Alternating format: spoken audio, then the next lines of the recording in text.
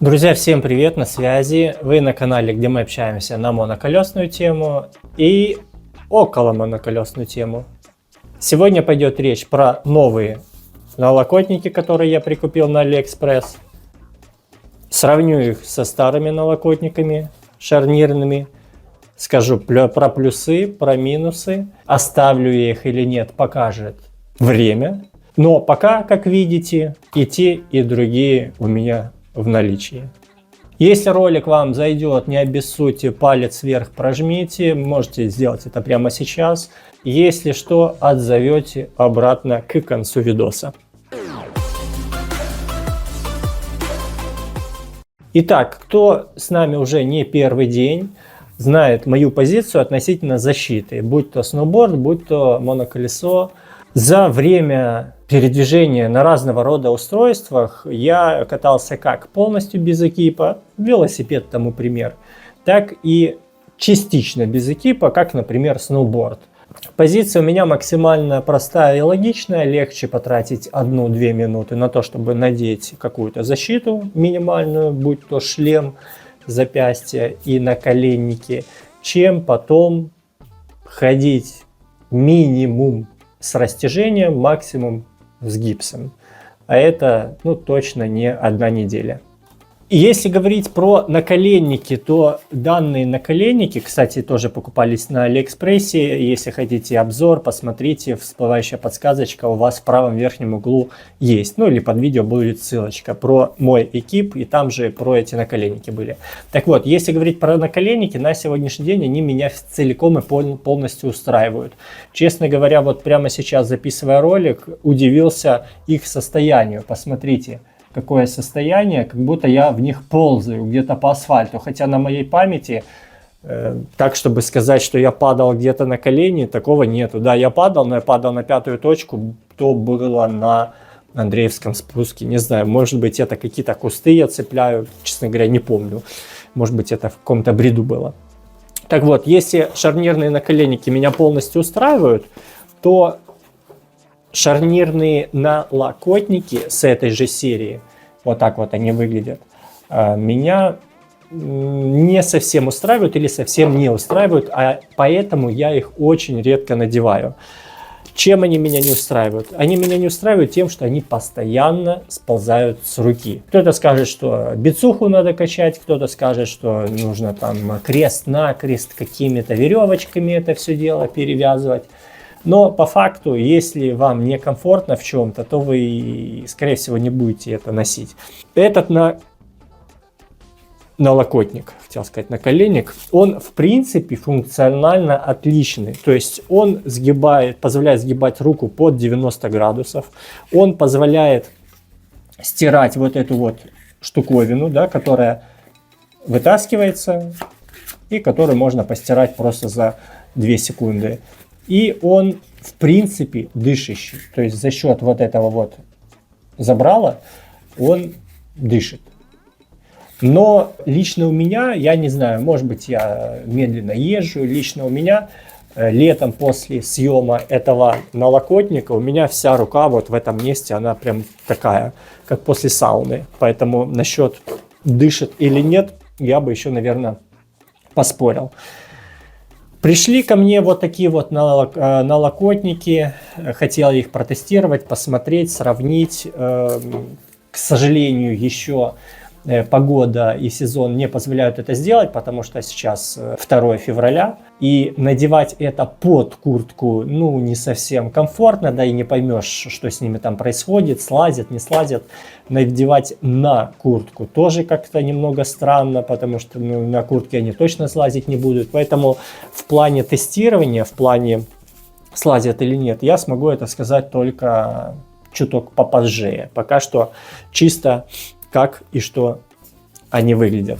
Итак, что нам обещает, что нам озвучивает сам продавец. Кстати, ссылочку на магазин, там где я покупал, оставлю в закрепе. Смотрите. Продавец нам говорит следующее, что всю лишнюю воду я выкинул. Основное тут следующее, что материал термопластический эластомер ТПИ обеспечивает амортизацию, эффективно поглощает удары. Защищает колены, защищает колены, защищает колени. Воздухопроницаемость, обеспечивает улучшенную воздухопроницаемость и рассеивание тепла.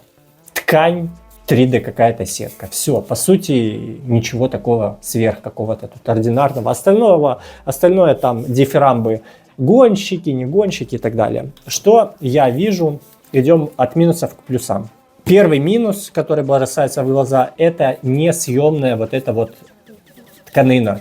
То есть, если в случае с шарнирными, я как вам уже сказал, да, мы можем извлечь это, постирать и поставить обратно, то в случае с этими у нас это все пришито, прибито намертво. То есть, если стирать, разве что брать какую-то губку с мылом, протирать и потом сушить.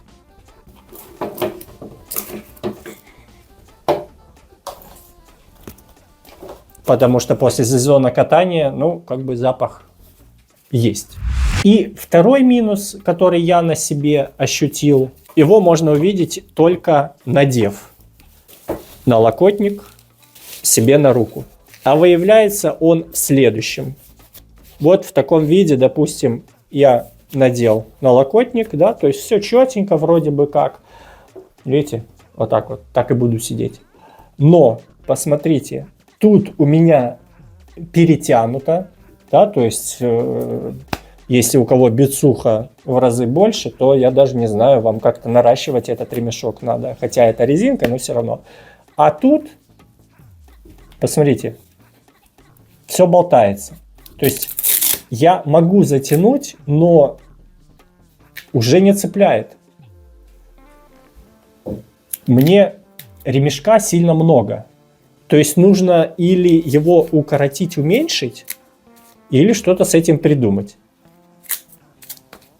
Будет ли оно держать без реглана, вот с таким вот зазором, вопрос.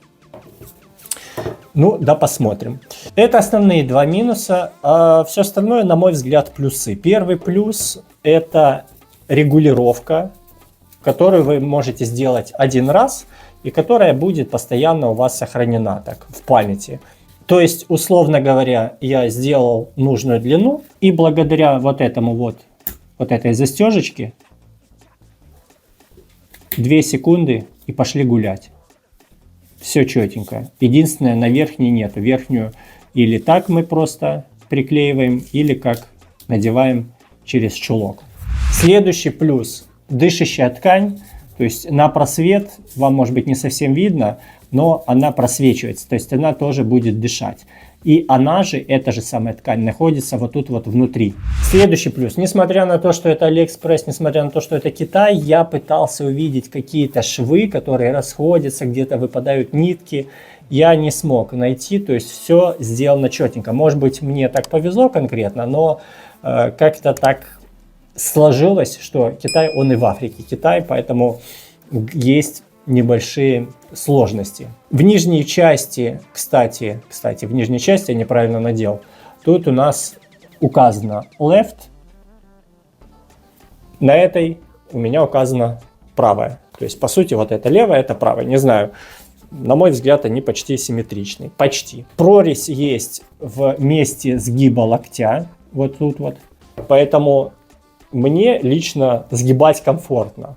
То есть какого-то дискомфорта в плане буквой Г согнуть руку у меня нету. Нужно — согнул, не нужно — не согнул. И следующий плюс – это длина. То есть в отличие от тех налокотников, у меня защита идет локтя почти до самой кисти. То есть мне остается только надеть на кисть что-то, какую-то защиту, и все. И у меня весь локоть защищен.